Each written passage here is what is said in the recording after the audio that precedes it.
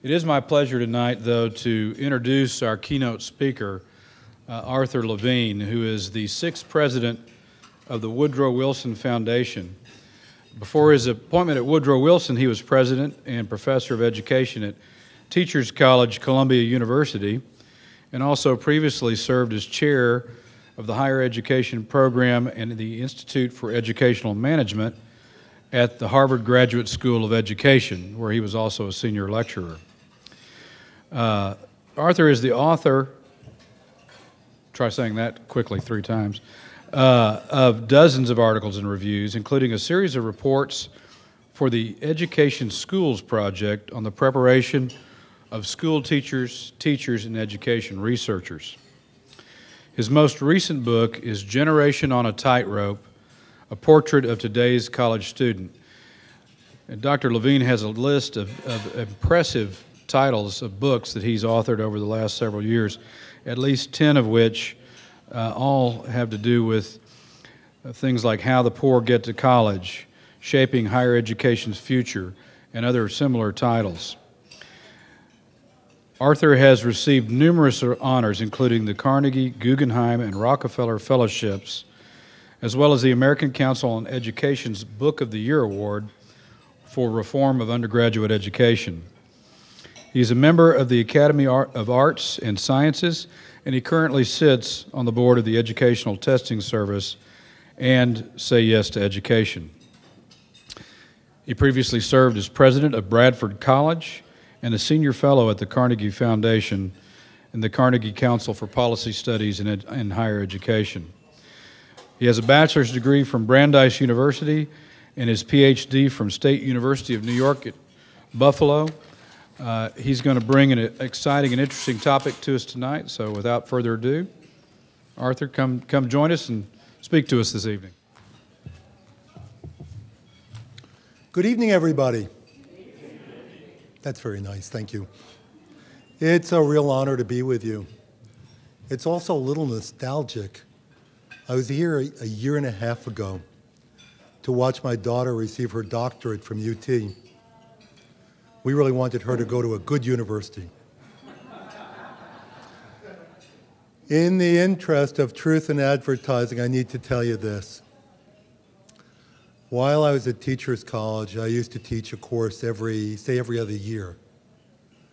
And the last evaluation I got back had this comment. It said, if I had 15 minutes left to live, I'd want to spend them in Arthur Levine's class. Because every minute with Arthur Levine feels like an hour.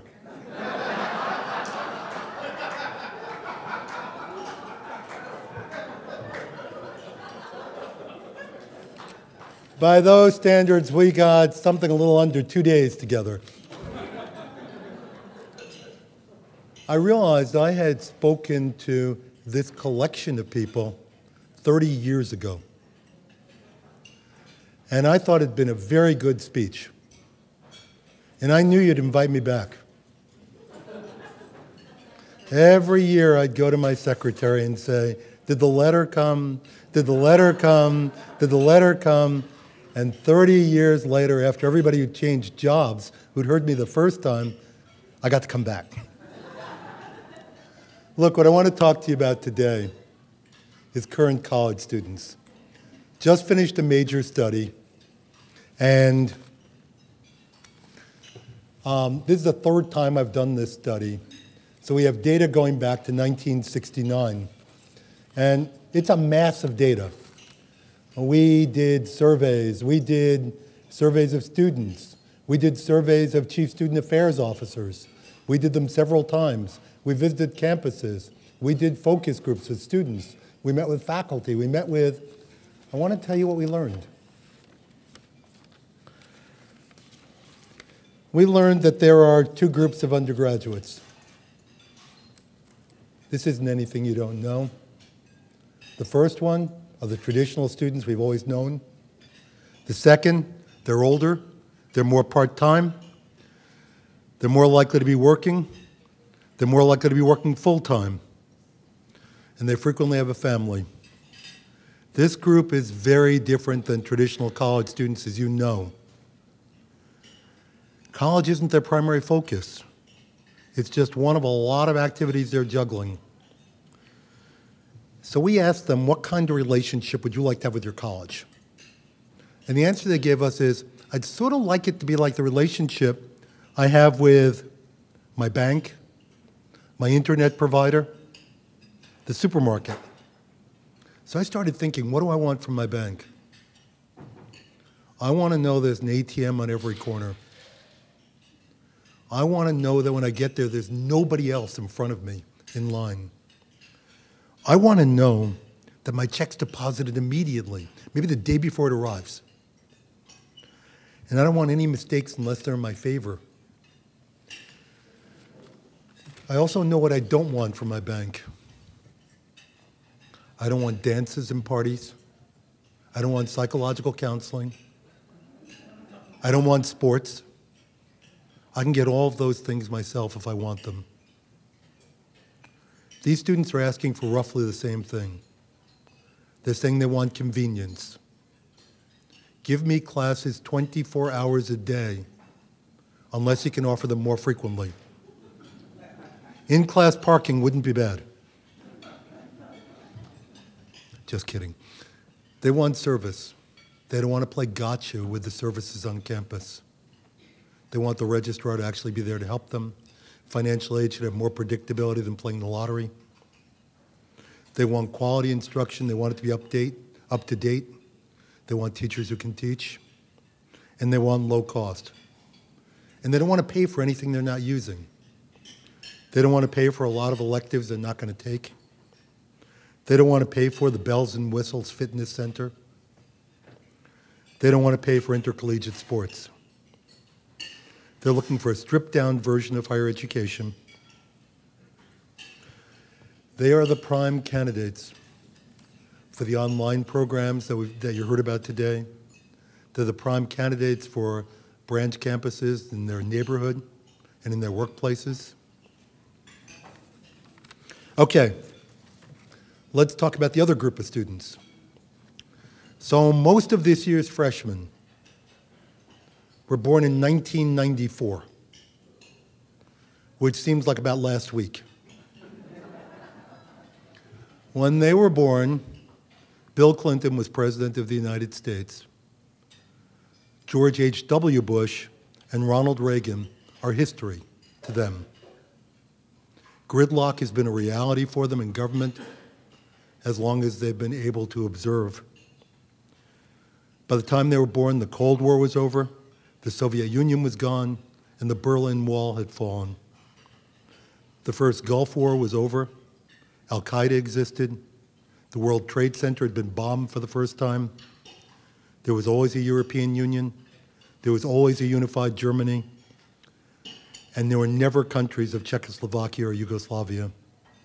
Nelson Mandela was naturally the president of South Africa. Apple and Microsoft were existing companies. There were PCs, CDs, mobile phones, web browsers, texting, emails, IMing, and the internet.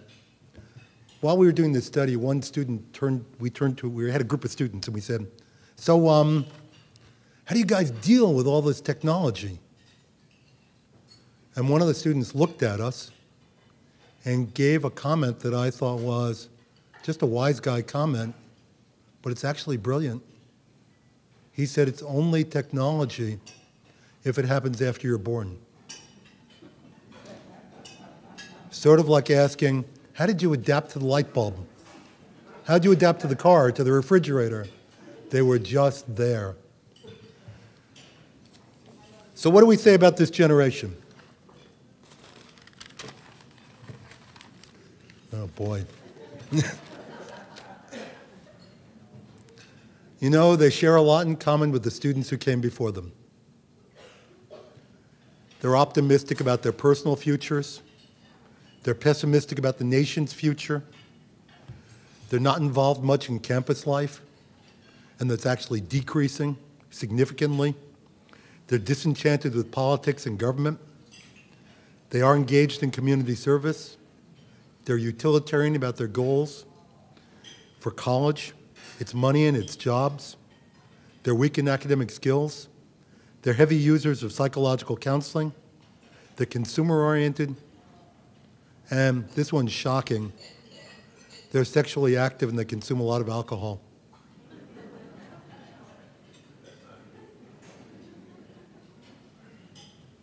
But they're also different in some very important ways. And let me talk about those. Should have had this one up a while ago.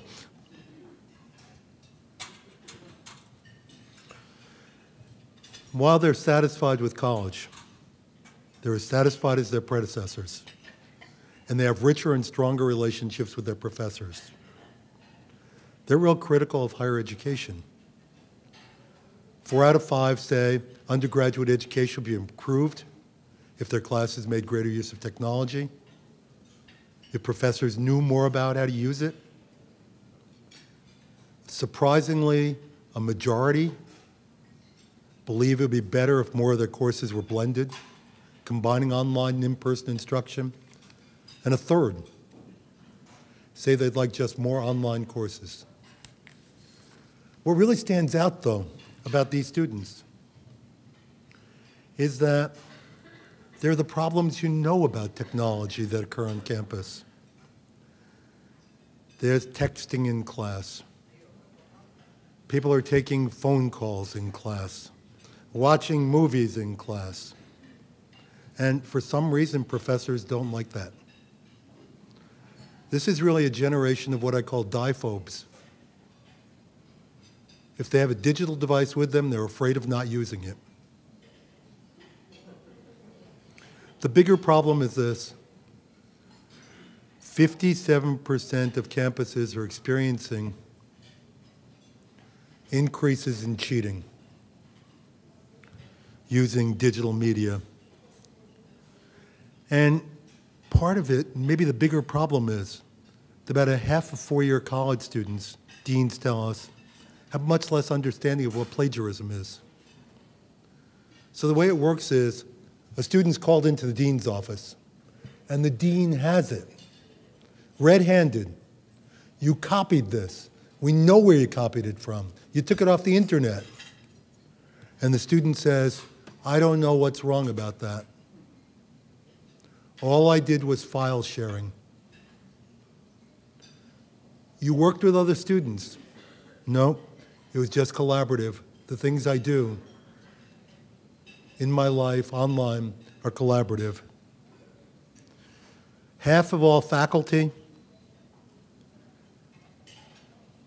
are less comfortable with today's students than they were with their predecessors and with the kinds of behaviors they exhibit. And the biggest issue for us, it's not the little ones we hear about, which are actually quite significant.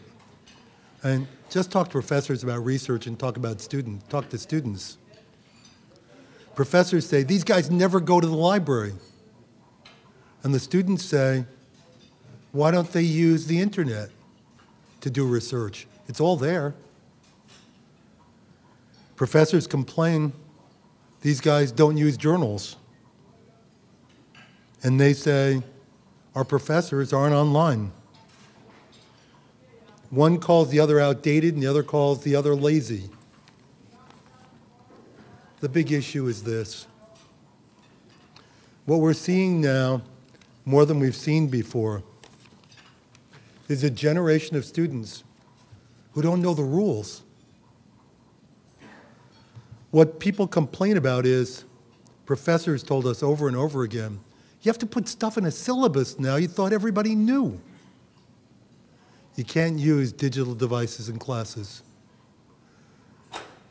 You can't engage in plagiarism, and here's what plagiarism is. You can't collaborate with each other on your projects. One professor told me that our syllabi are soon going to be the size of the Houston phone book, if such a thing still exists.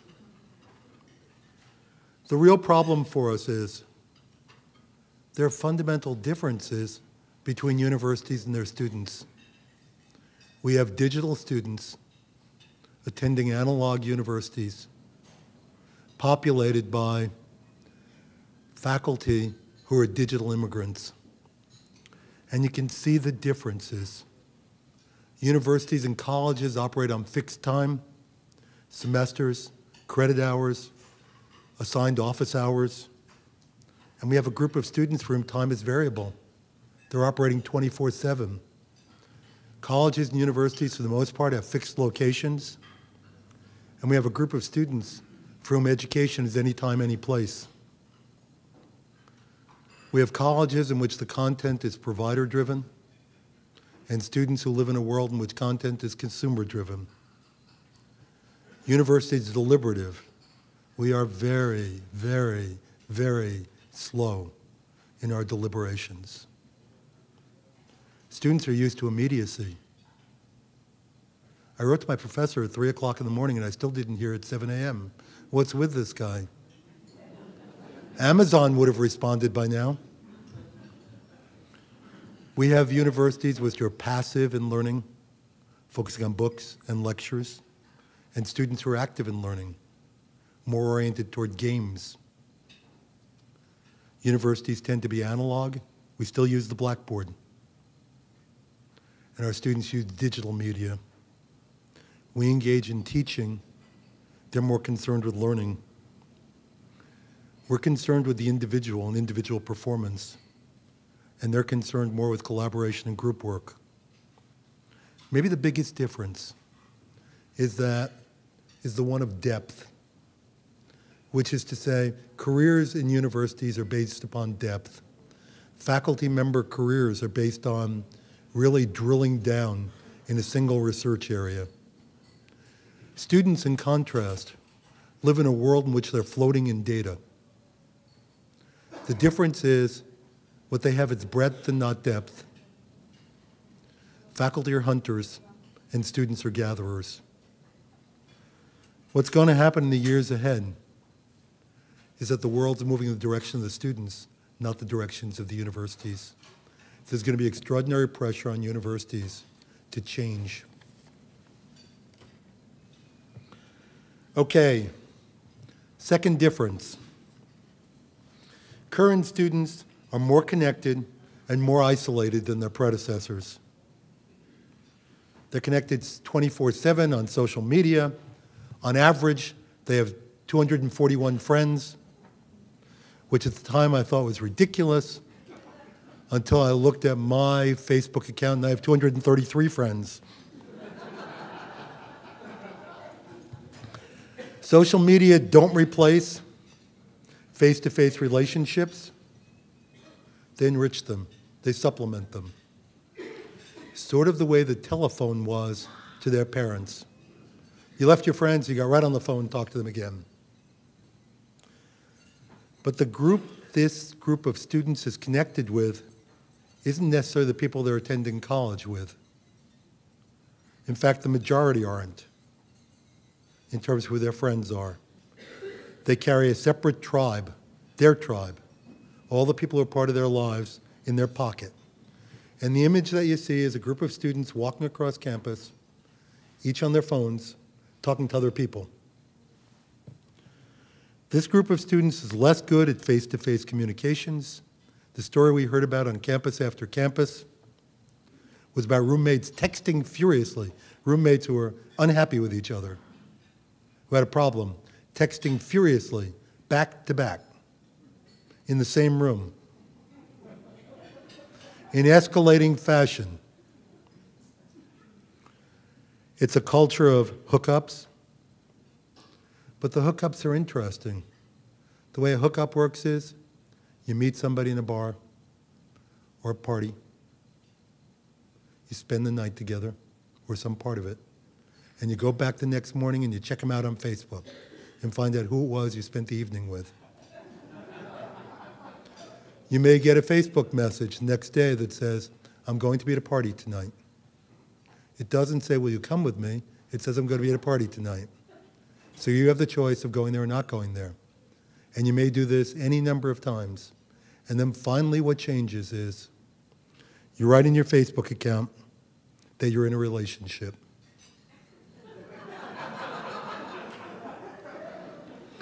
The equivalent of being engaged is giving out your password. Online contacts are just less threatening.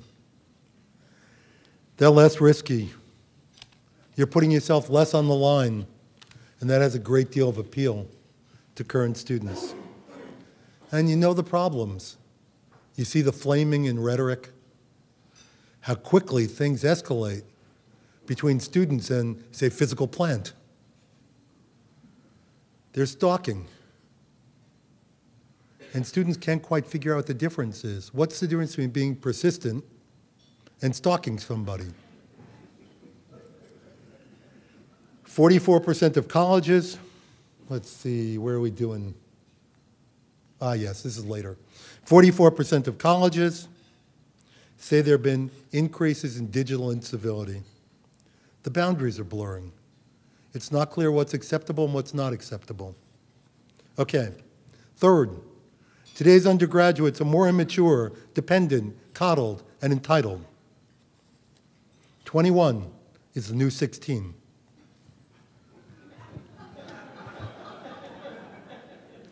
They've been described by deans as a generation that grew up without skin needs. They've been described as a generation in which everyone won an award. Best trombone player born on April 3rd. Consider the grades that are up there, okay? So let's see, 41% of all college students today have grades of A- or higher, versus 7% in 1969. 5% have grades of lower than C, versus 25% in 1969. Let's add something to this equation. 45% have taken a remedial course. 54% describe their courses as difficult or very difficult. And here's the punchline. 60% say their grades understate the true quality of their work.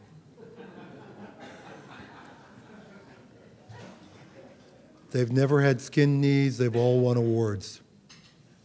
I never thought grade inflation was a big deal. I do now. And the reason is, students need to know what they do well and what they don't do well. We don't do them any favors. They come to us thinking that they're very, very good. And they are in some respects. But everybody has weaknesses, and you need to know about them, and you need to build on them. Okay. They are less autonomous than the students we've seen in the past. They're tied to their parents. You all know the expressions, helicopter parents, which I've heard augmented by lawnmower parents and snowplow parents who just roll right over you, stealth parents who appear out of nowhere. My favorite comment came from a dean of students who said, the problem today is Parents' Weekend has become Parents' Week. They never leave.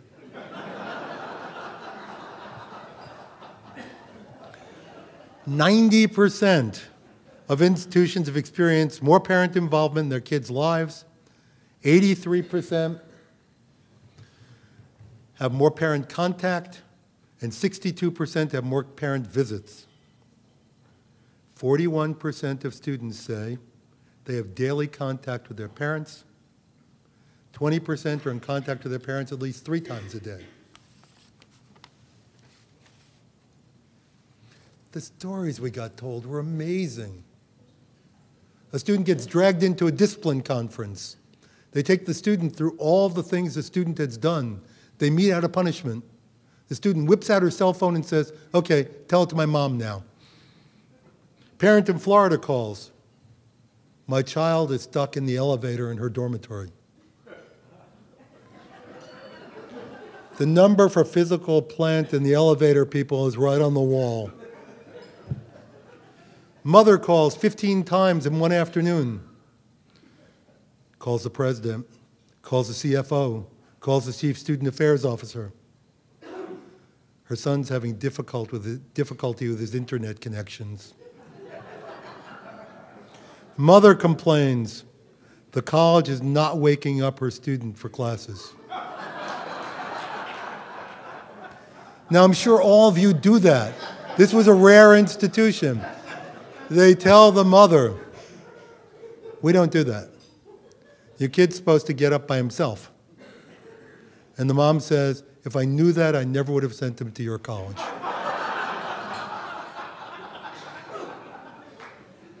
Son is having a dispute with a roommate. Mother calls up the dean of students and says, what are you going to do about this? And the dean says, well, there are a bunch of options. I'm going to call on the student today. And the mother says, he's too busy. I'll come instead.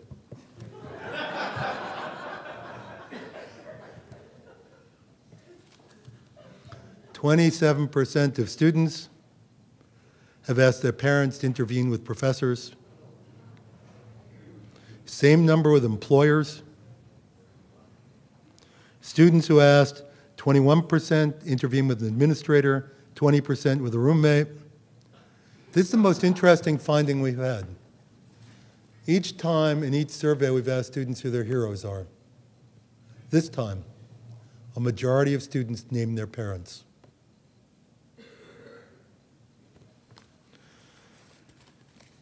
Okay, fourth.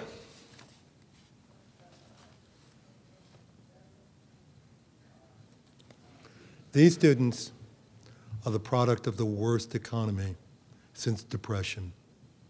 It determined where they go to college. More of them are working.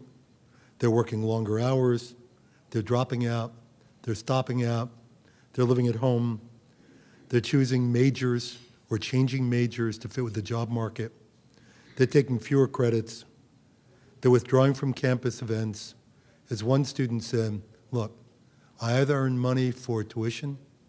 Another said, I either feed my family or I go to a lecture on campus. Don't need to be a brain surgeon. The career changes are fascinating. 23% are planning on careers in business, but only 7% want careers in business.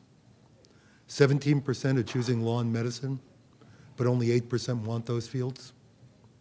6% are choosing careers in the arts, but 11% would like to. 1% are going to be homemakers, but 4% want to be. This generation of students is very, very pragmatic, more than we've seen in the past. They overwhelmingly believe and say, look, it's really important to me to be very well off financially. And as you can see, we've had a 20-point increase over one recent survey. Chief benefit of a college education, it increases my earning power. They also expect to be at least as well off as their parents.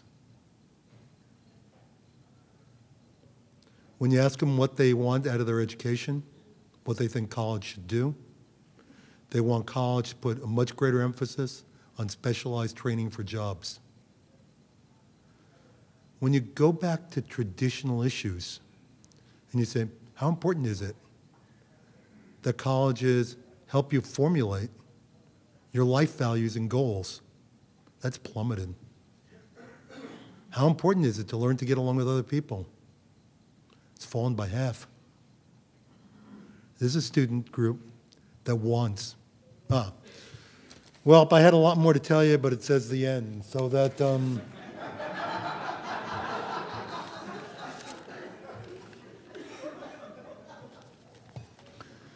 majority of demonstrations, and there aren't a lot of demonstrations on college campuses anymore. Only 11% of students have ever been at a demonstration. But 52% of those demonstrations deal with tuition and fees. Now, students never, ever, ever came to college to count the angels on the head of a pin. They've always come for vocational reasons in significant measure. This group more so than any group we've seen since the 60s. And a lot of their expectations are unrealistic. Last trend, and this one's a nice one. This is the most diverse generation in college history. Better relationships between students based on race. They're global in orientation.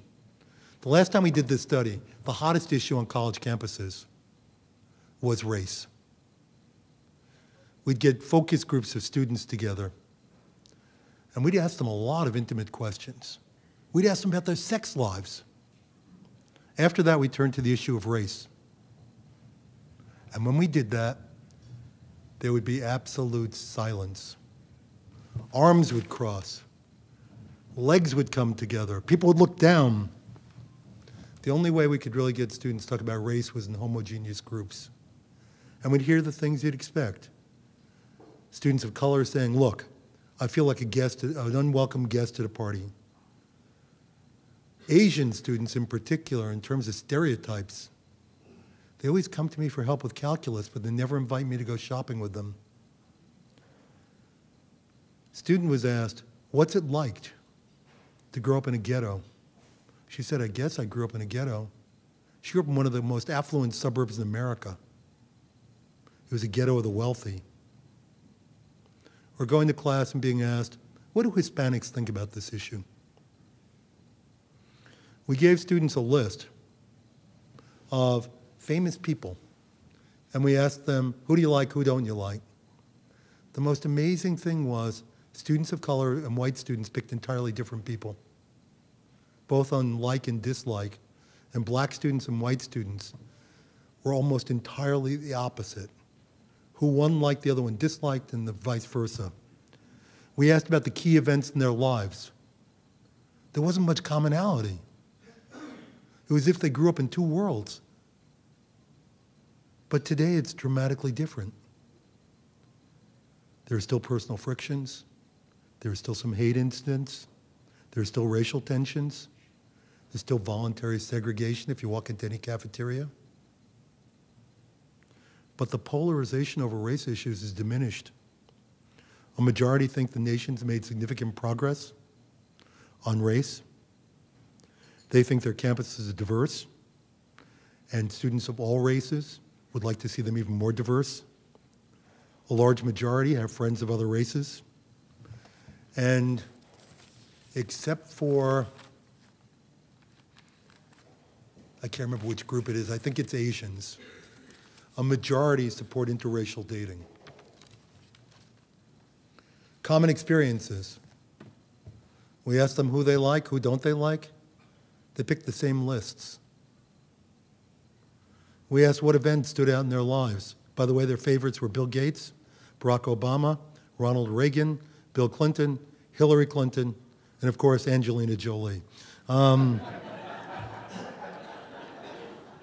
who I think is a senator from Oklahoma. They chose the same events. They chose, number one, the World Wide Web, the economic downturn, September 11th and its aftermath, the Obama election, and the rise of Yahoo and Google.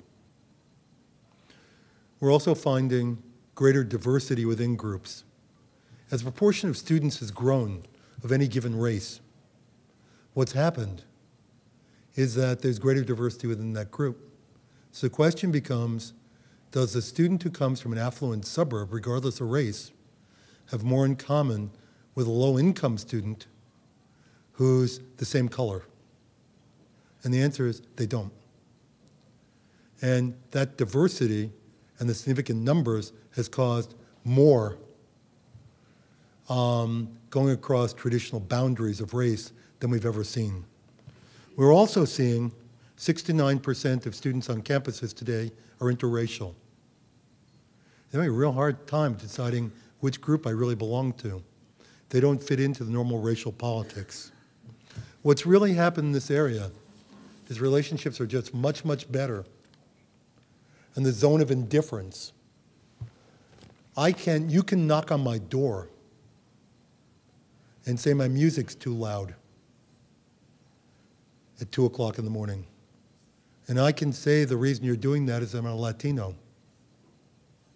Or I can say, yeah, it's 2 o'clock in the morning and my music's really loud. We're seeing much more of the first and much more of the second and much less of the first.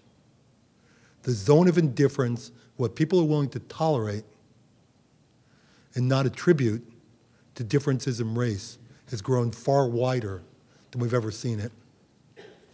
Bottom line, this generation is no better, no worse than any of their predecessors, but they are different, and they need a unique brand of education. They're going to live through a period of dramatic change, extraordinary change. They may be digital natives, but we're going to see the nation undergo 3 to 4 generations of change as we move to a mature society, mature digital society. And these kids are still far behind.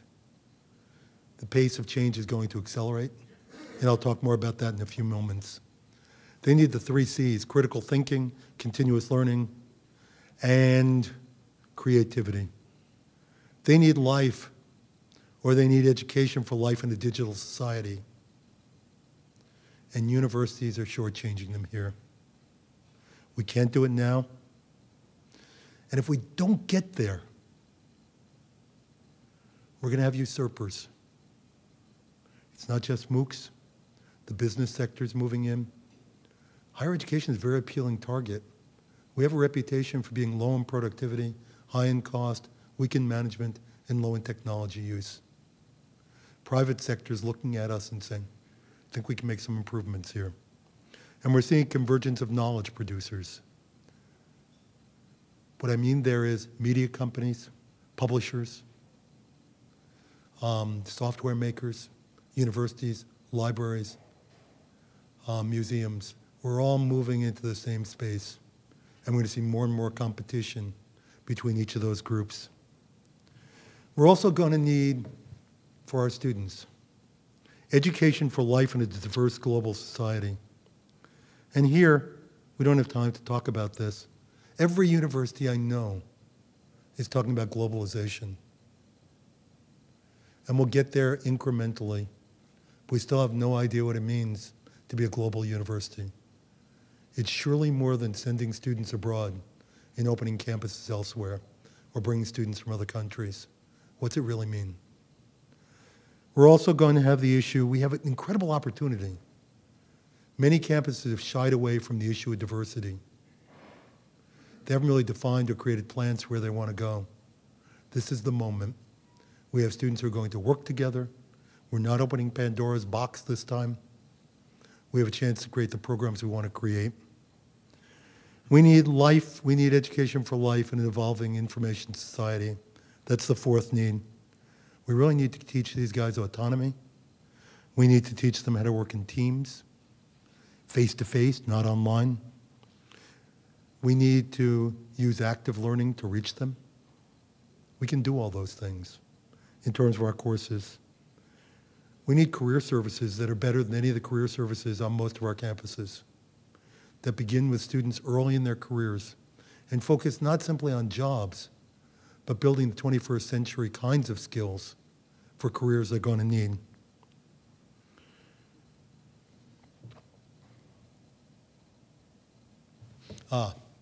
This guy's handwriting is awful. We can't prepare all of our students to be professors. We need to prepare them for the jobs in the world that exist today. And they need life, they need education for life and civic engagement in the human community. There aren't a lot of commonalities. Once upon a time, what we used to be able to do, and this is confessing my age, and what I've done with other audiences is, I played the theme from Lassie and asked how many people know this music. And when they showed their hands, I would say, I have now surreptitiously had all the old people in the audience identify themselves. Okay. What this group really needs This is a generation in which the show, all things considered, is increasingly likely to become one thing considered or just a few things considered. Interests are deeply divided. There's no such thing as Walter Cronkite or Ed Sullivan that everybody watches anymore. We need to build commonality and a common culture. We need to do communications, human heritage, understand the planet in which we exist, the institutions in which we work, the activities in which we're engaged, and the values that we should share. Talking about a general education program on steroids. Our nation is changing quickly. Economically, globally, technologically, demographically. We're making a profound transition from a national, analog, industrial economy to a global, digital, information economy. We need to prepare our students for leadership in that world.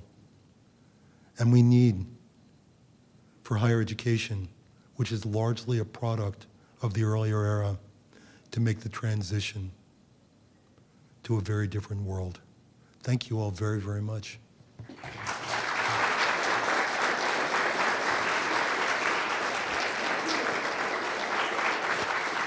Thank you. Do we have time for questions? I think I probably went real long.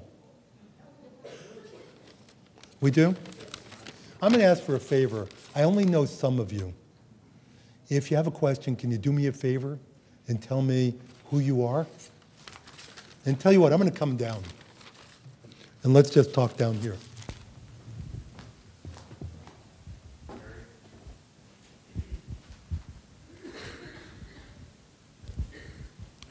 So I'm David Tischer, and I'm a member of the coordinating board. And the question I have is, where is the opportunity to teach thinking, logic, and reasoning, and the ability to adapt and have these verbal skills of negotiation that all of us had to learn either through formal education or informal education, one way or the other, so that we're not sitting there texting at each other, but we're actually able to reason together. Where is that? That seems to be the lost art in all of this. Thank you. You know, I think all education is remedial. It's people who know something helping other people to learn it. And when I said before that what students had was breadth, and they had some digital skills, and I said they work well as teams, well, those are new strengths. But every generation comes with new weaknesses, new things that need to be remediated, things that need to be strengthened. And the kinds of things that you're talking about are on that list. There's no reason why any course that we offer at any university shouldn't teach those things. If we're not teaching those things, we're losing an extraordinary opportunity. So then I don't think we need courses on critical thinking, but every course that we have should teach it.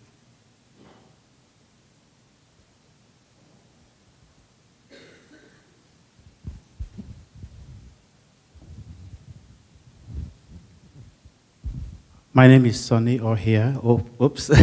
Sonny O'Hare, Provost at Texas Southern University in Houston. I really enjoyed your presentation. And, well, not so fast. From what you said, there appears to be a disconnect between the generation that we're dealing with today in our bricks and mortar universities, and that divide appears to me will appear to widen with time. So I'll put you on the spot now. Can you look to the future and give us an idea of how long do you think we, as we're operating now as traditional universities, how long will we last?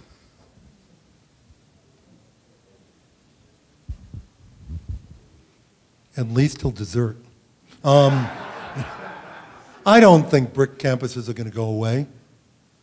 I think we're going to see three types of higher education.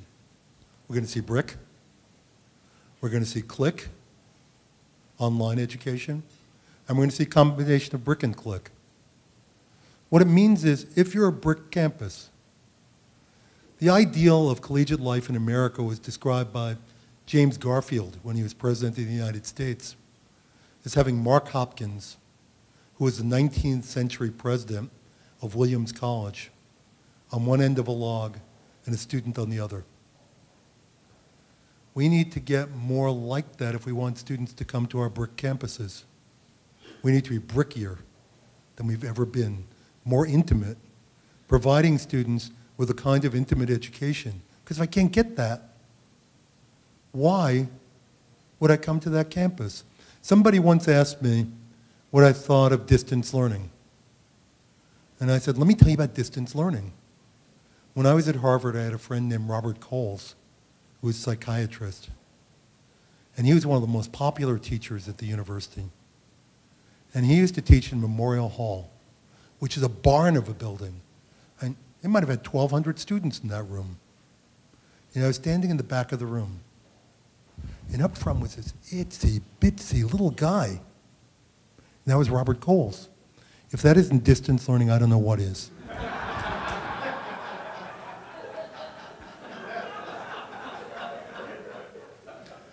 So it's really possible to have education on campuses that doesn't reach students. We can do better in terms of how we do that, and we're going to need to do it. So that I don't expect brick campuses to disappear. I do think they need to do their businesses differently. I think the fastest growing segments of higher education, for two reasons, are going to be the online sector and the blended sector. And by the way, we're not going to need a lot of online programs. I think there are going to be some mega online programs that'll consolidate this stuff. So every college in America doesn't need to have online programs necessarily, unless they're unique in some fashion. Now, two things are going to happen. That group of non-traditional students is going to keep growing. Right now, the percent of college students who are 18 to 22, full-time, living on campus, is 18%. So, given that, what's also going to spur the growth of the other sector is just how fast knowledge is changing. The result is whatever you've been trained for before, you need to keep being retrained. You need to keep updating your skills. You need to keep refreshing. It's not only refreshing, it's new skills, new jobs, new worlds. The one question I have is, are colleges and universities going to do that? It's really a shift from just-in-case education. We're offering you this program just in case you need these things, to just-in-time education. This afternoon, I want to learn how to use a CD-ROM. Teach me today. By the way, by the time that happens, there won't be CD-ROMs. So that what's going to happen is higher education's going to have to adjust even in that realm. And we're going to have lots and lots of people competing with us. I was looking at one of the major proprietaries, and they figured out that's where they need to go. Their money's not going to be in enrolling poor students and making them take out unconscionable amounts of debt. Their future is going to be in working with employers and providing professional development. That's going to be the biggest growth market in post-secondary education. Sorry to offer such a long question, long answer. Anybody else? And then I'm done. Juan Sorto, Texas Southern University student regent. You mentioned earlier the word critical thinking. And that's a word that this generation doesn't even know what it means. How would you recommend or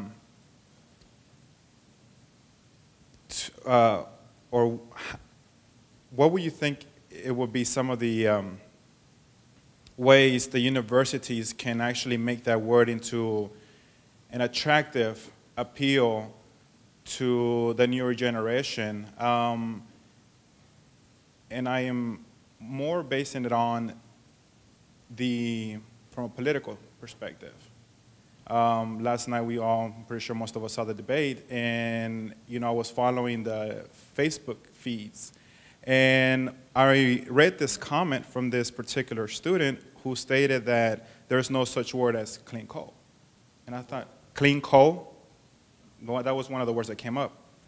And so I did some research on it. And so, but the thing about it is that, the new generation base it more on emotions than actually critical thinking. So I go back to the question again, how can a university make that word, that term, more appealing to the, to this generation?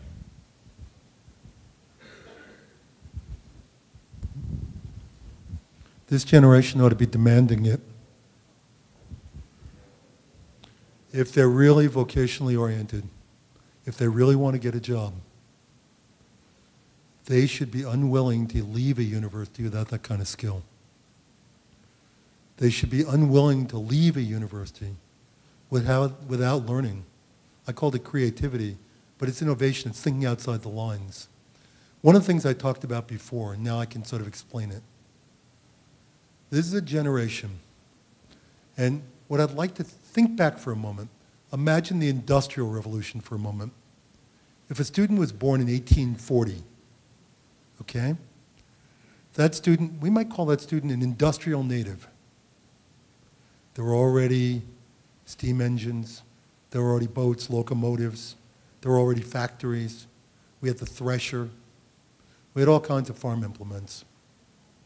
By the time that student reached college age, and by the way, they didn't go to college. By the time they reached college age, we still hadn't invented the oil well, which I understand has had some utility in this state. We still did not have the giant steel factories. It was still a steam society. We didn't have the electric light bulb. We didn't have cars. We didn't have the major metropolises.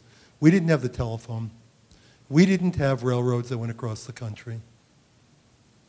The major part, people like Henry Ford hadn't even been born. When these guys were born, Rockefeller was under 10. When these guys were born, all the major names you can think of were children. We're heading to exactly that kind of stage.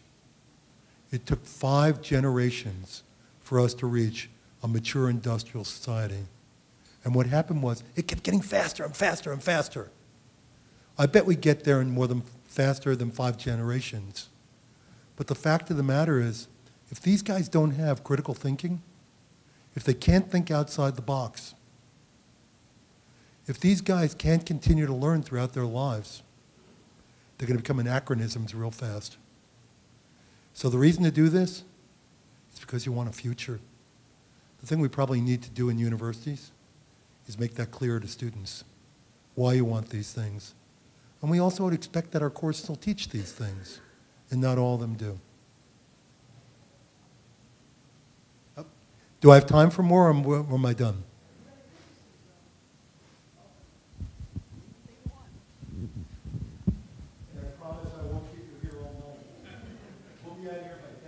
Okay. Gary Hansen, and I'd like to ask you a question. You've made it obvious that the students are different.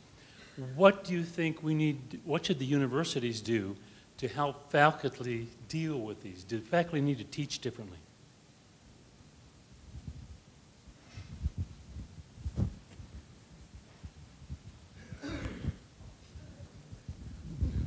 Sometimes you just let people ask one question too many.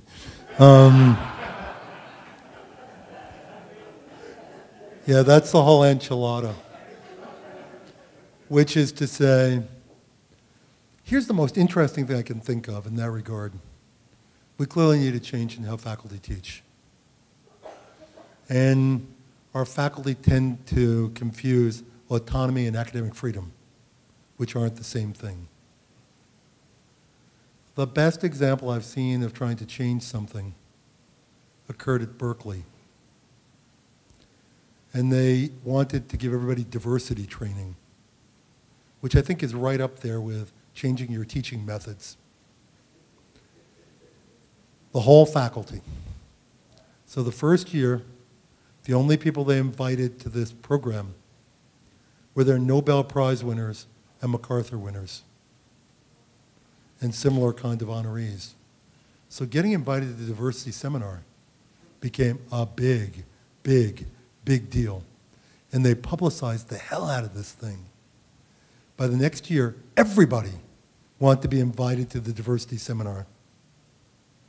So in some ways, as opposed to a large burden we're now imposing upon all of our faculty, there have got to be ways to turn this into, you have to be a little like Huckleberry Finn, or Tom Sawyer, I guess it is, which is, let them beg you to paint your fence. Provide the rewards, provide the incentives, provide the honors. I know when I was at Harvard, case study teaching became very popular. And by the way, it's really good with today's students. And what happened was, there was also a seminar on teaching case studies. I can't tell you how proud I was when I got admitted to it. They just wanted people to teach more case studies. You can do it.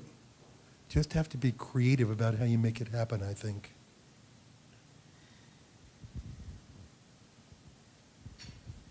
Thank you.